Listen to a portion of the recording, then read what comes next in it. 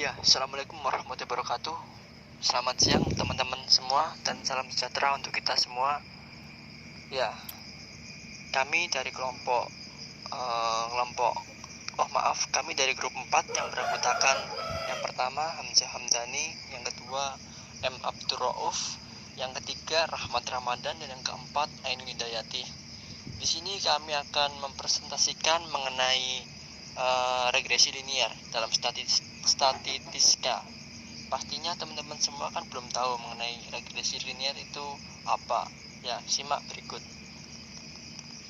Pengertian regresi linier dalam statistika.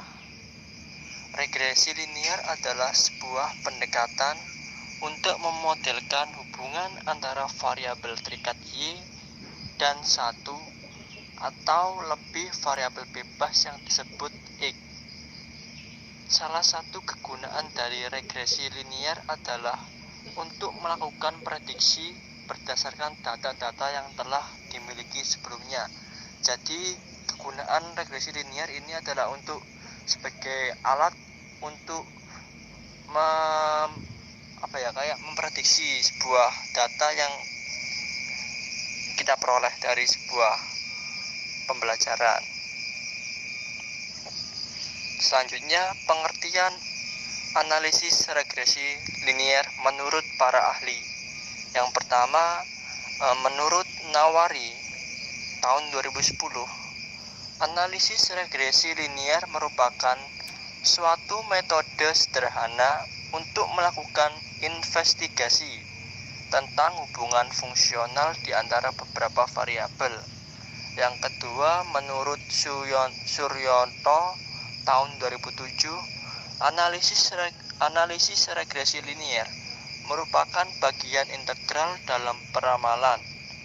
Yang ketiga, menurut Hasan tahun 2008, regresi merupakan suatu alat ukur yang juga digunakan untuk mengukur ada tidaknya korelasi antar variabel. Yang keempat, menurut Dalton, analisis regresi berkenaan dengan studi ketergantungan dari suatu variabel yang disebut dengan variabel tak bebas atau dependent variable. Yang kelima, menurut David Olson dan Yongxi tahun 2008, dalam bukunya yang berjudul Pengantar Ilmu Pengalian Data Bisnis, mengemukakan bahwa regresi ialah salah satu perangkat dasar untuk analisis yang bisa digunakan untuk membuat model prediktif untuk berbagai jenis data.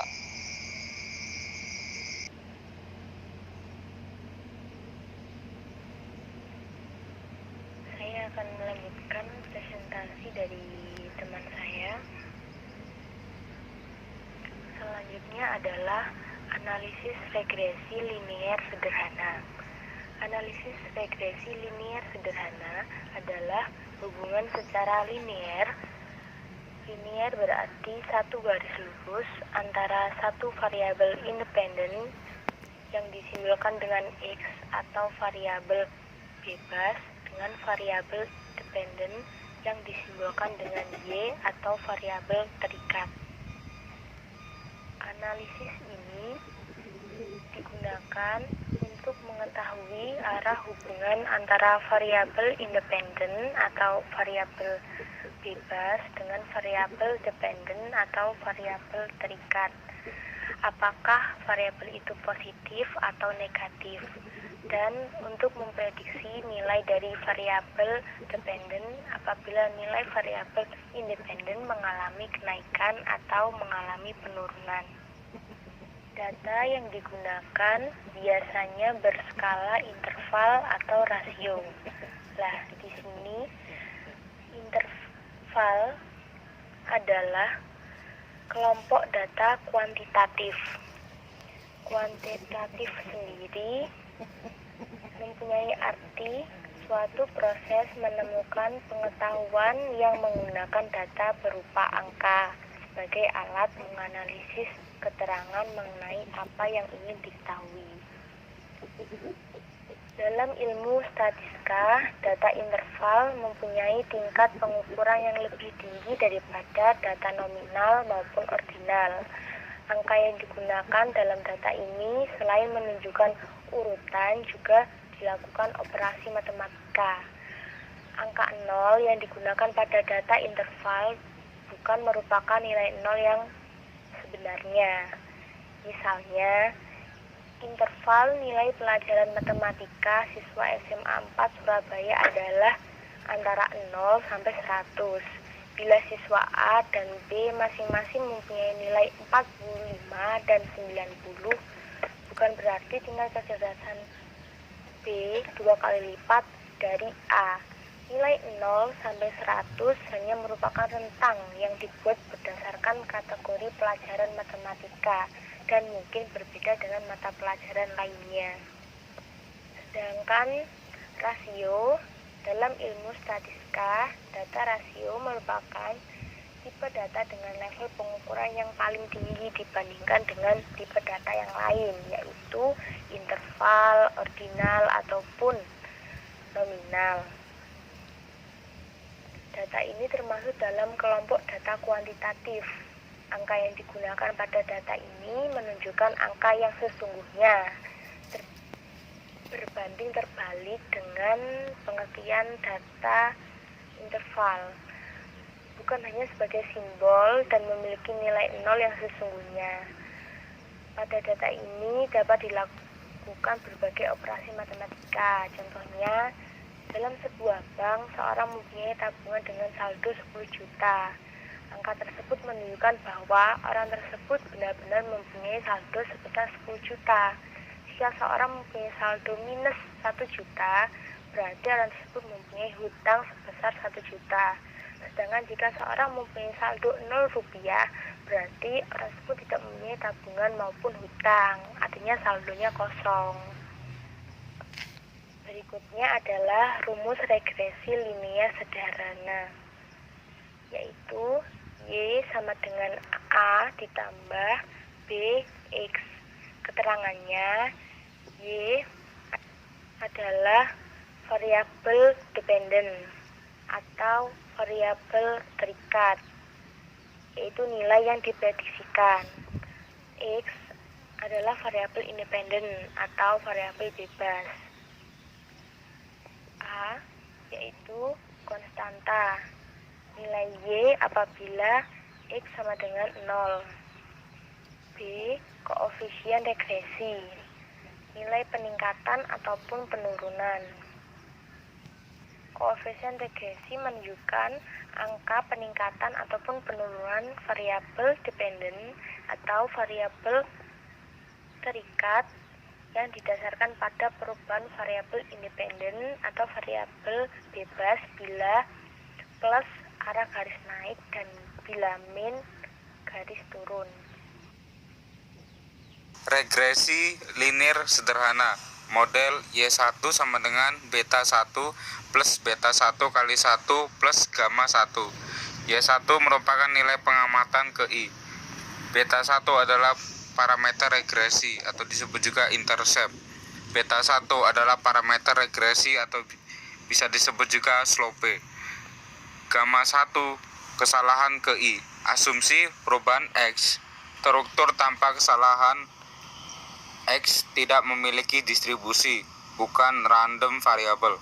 Kesalahan menyebar normal dengan rata-rata 0 dengan simpangan baku alfa. Analisis regresi linear adalah regresi mempelajari bentuk hubungan antara satu atau lebih peubah atau variabel bebas X dengan satu peubah tak bebas Y. Dalam penelitian peubah bebas X, biasanya peubah yang ditentukan oleh peneliti secara bebas, misalnya dosis obat, lama penyimpanan, kadar zat pengawet, umur ternak, dan sebagainya. Di samping itu, peubah bebas bisa juga berupa peubah tak bebas. Misalnya dalam pengukuran panjang badan dan berat badan sapi. Karena panjang badan lebih mudah diukur, maka panjang badan dimasukkan ke dalam peubah bebas X, sedangkan berat badan dimasukkan peubah tak bebas Y. Sedangkan peubah tak bebas Y dalam penelitian berupa respons yang diukur akibat perlakuan atau peubah bebas X, misalnya jumlah sel darah merah akibat pengobatan dalam dosis tertentu, jumlah mikroba daging setelah disimpan beberapa hari, berat ayam pada umur tertentu, dan sebagainya. Assalamualaikum warahmatullahi wabarakatuh. Di sini saya akan melanjutkan presentasi dari teman saya. Saya akan menjelaskan tentang tujuan regresi linier. Tujuan dari penggunaan analisis regresi adalah 1. Membuat estimasi rata-rata dan nilai variabel tergantung yang didasarkan pada nilai variabel bebas. Estimasi adalah suatu metode di mana kita dapat memperkirakan nilai suatu populasi dengan menggunakan nilai dari sampel. Dan di sini salah satu nilai variabel akan tidak diketahui dan nilai variabel tersebut dapat diketahui dengan persamaan yang kita gunakan pada penggunaan analisis regresi linier.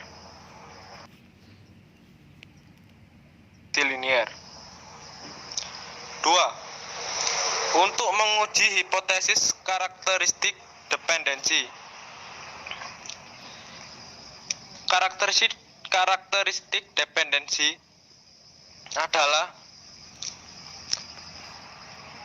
hubungan antara beberapa karakteristik yang diduga mempunyai keterkaitan antara karakteristik yang satu dengan karakteristik yang lain. Dalam ilmu statistika, keterkaitan ini sering disebut dengan istilah dependensi.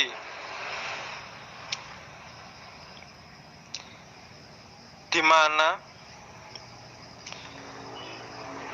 X dan Y itu dikatakan memiliki dependensi positif semakin tinggi atau kuat, dalam artian jika nilai X semakin besar, maka nilai Y cenderung semakin besar atau sebaliknya. X dan Y dikatakan memiliki dependensi negatif jika semakin tinggi atau kuat, dalam artian jika nilai X semakin besar, maka nilai Y semakin kecil atau sebaliknya.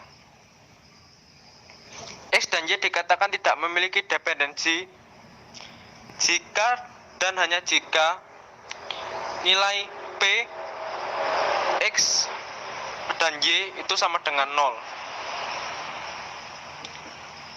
3. Meramalkan nilai rata-rata pada variabel bebas yang didasari pada nilai variabel bebas di luar jangkauan sampel.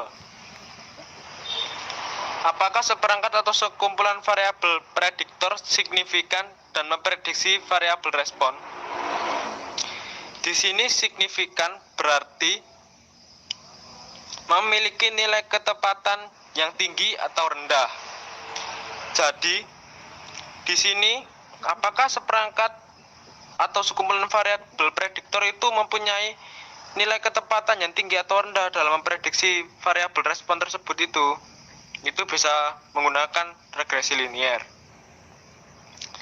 Variabel prediktor manakah yang signifikan dalam menjelaskan variabel respon? Hal ini ditunjukkan dengan koefisien estimasi regresi. Koefisien estimasi inilah yang nantinya akan membentuk persamaan regresi.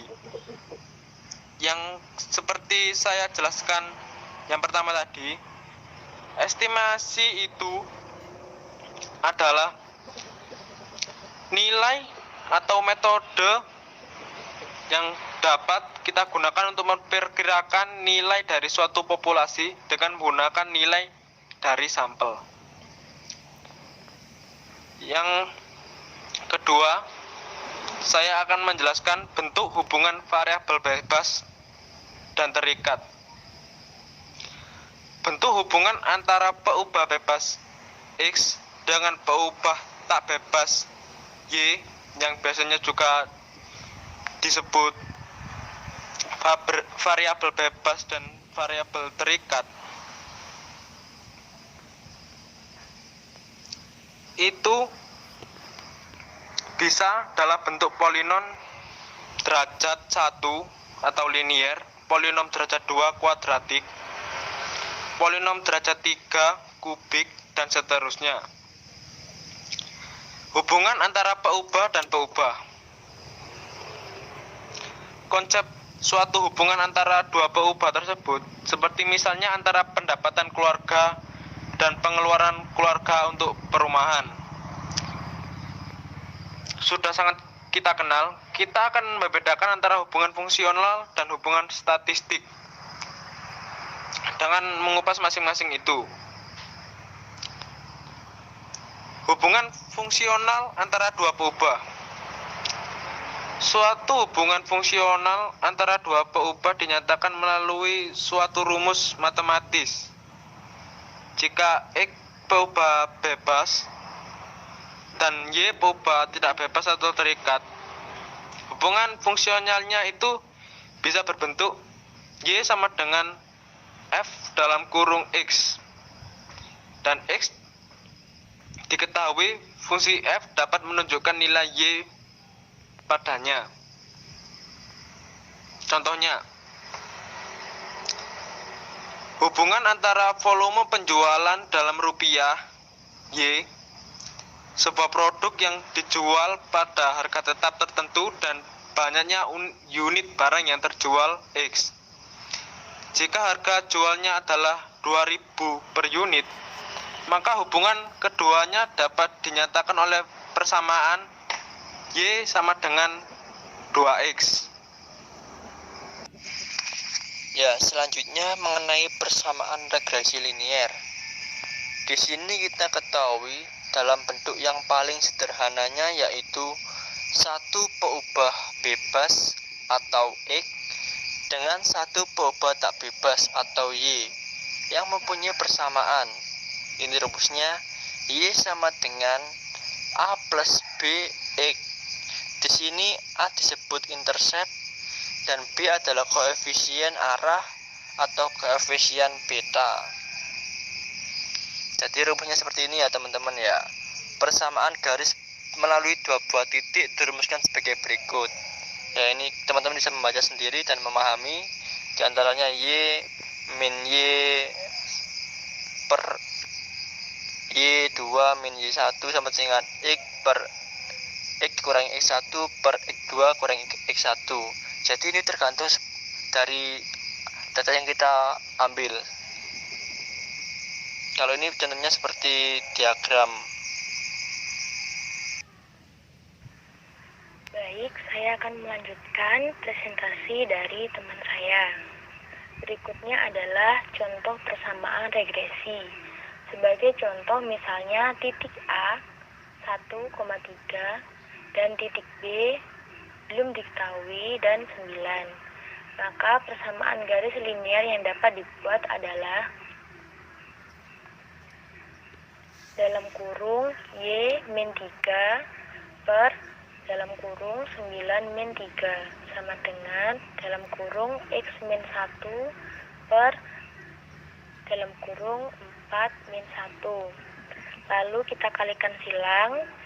Y min 3 dikali 4 min 1 sama dengan X min 1 dikali 9 min 3. Yang kemudian hasilnya 3Y min 9 sama dengan 6X min 6.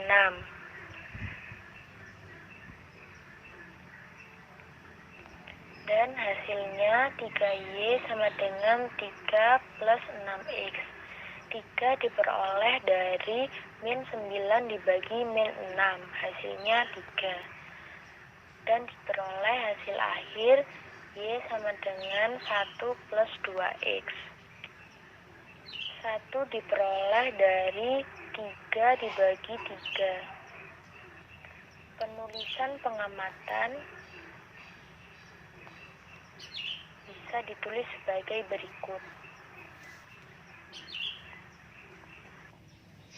Ya, sekian presentasi dari kelompok kami. Apabila ada kurang lebihnya, kami mohon maaf yang sebesar-besarnya. Dan apabila ada kata yang kurang berkenan, kita kita mohon dimaafkan. Sekian, terima kasih. Wassalamualaikum warahmatullahi wabarakatuh.